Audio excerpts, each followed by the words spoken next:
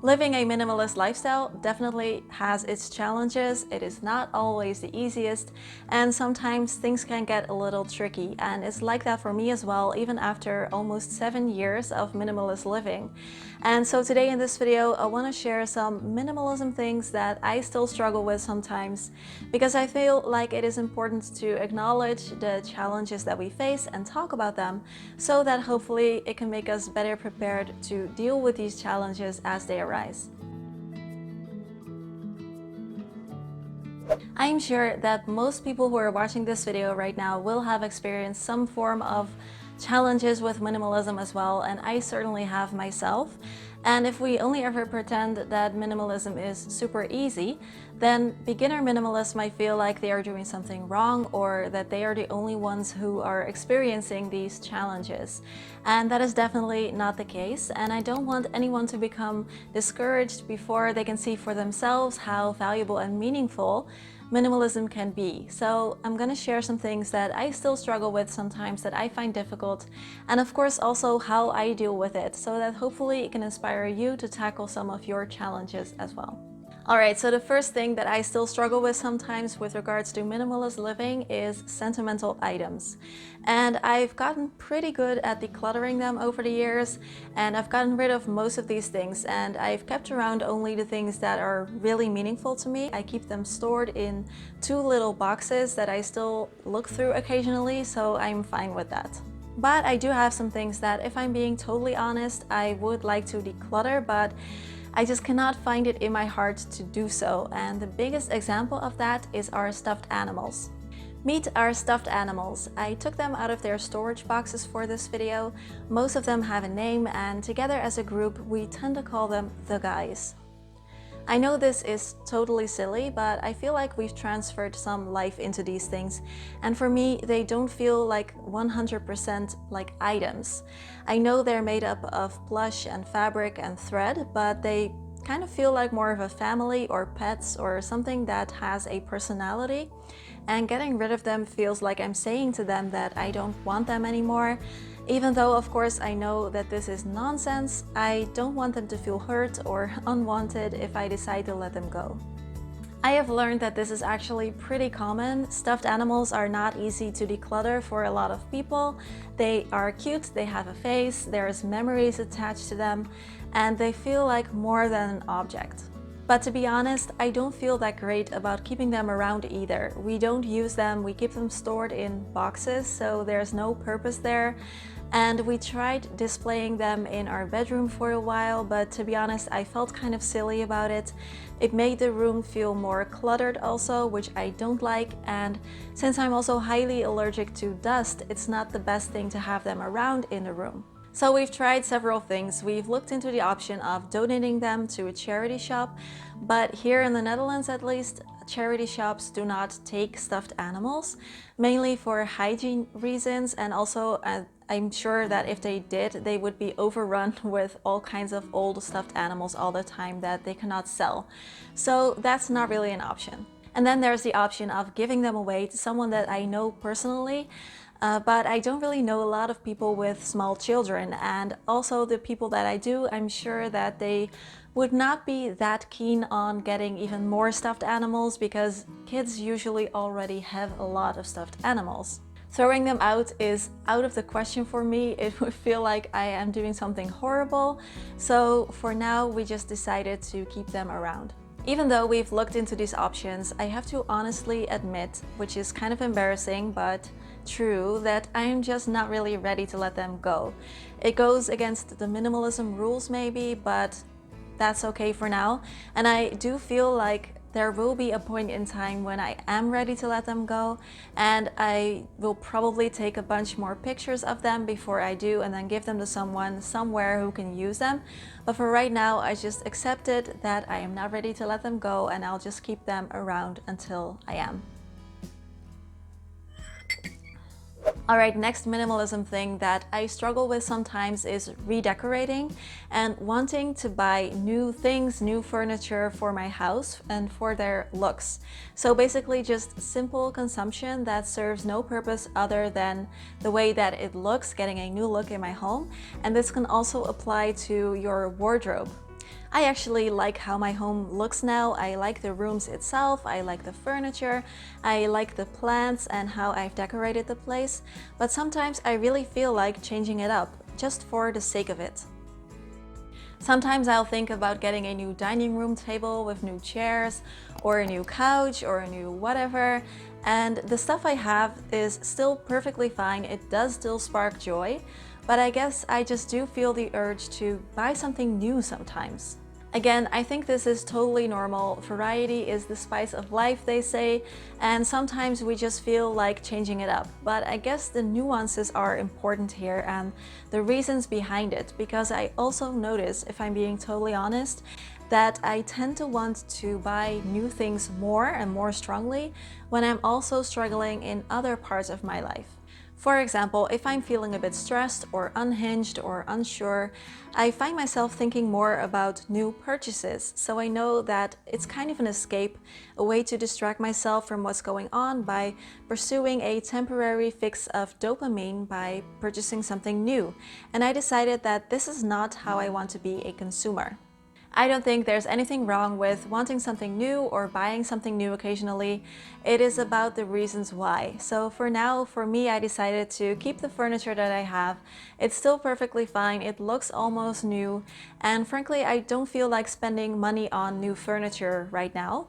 And my boyfriend and I are probably the least skilled people in DIY projects in the world. So taking what I have now and making it look different, I'm sure it would be fun, but I'm also sure that it's probably doomed to fail. So if I really start to lose interest in my furniture, or if it actually starts to need replacing, then I will do it. But if it's just a way for me to get excited about something new because something else is bothering me, then I choose to deal with that something else instead. So that's kind of how I deal with it now. Next minimalism thing that I struggle with sometimes is identity items, and specifically my digital piano. I have always loved listening to piano music ever since I was little, and from my childhood I specifically remember dreaming about having a piano in my home and learning how to play it. As we didn't have a lot of money when I was growing up, we could not afford a new piano or pay for lessons until when I was about 13 years old, and a friend of my parents gave us their old piano because they were moving and they didn't have a place for it anymore. Starting then, I taught myself piano. We still couldn't afford lessons until I was a little bit older, but you can imagine how over the moon I was that I could finally learn to play piano. And I wasn't the most talented person in the world, but I just practiced a lot, and because of that I was able to teach myself my favorite songs. A few years ago in this apartment, I started to really miss playing, and I decided to invest in a digital piano. And it wasn't the best quality, but it was still affordable, and the sound that it has is quite good for something in its price range, so I was really happy with it. And the first year or so I really practiced a lot.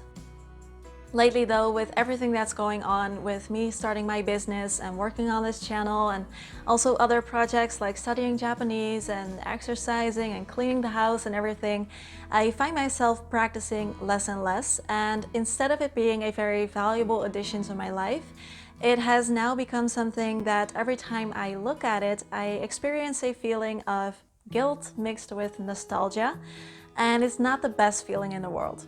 When it comes to minimalism, I am a big fan of getting rid of things that make you feel bad or guilty or insecure.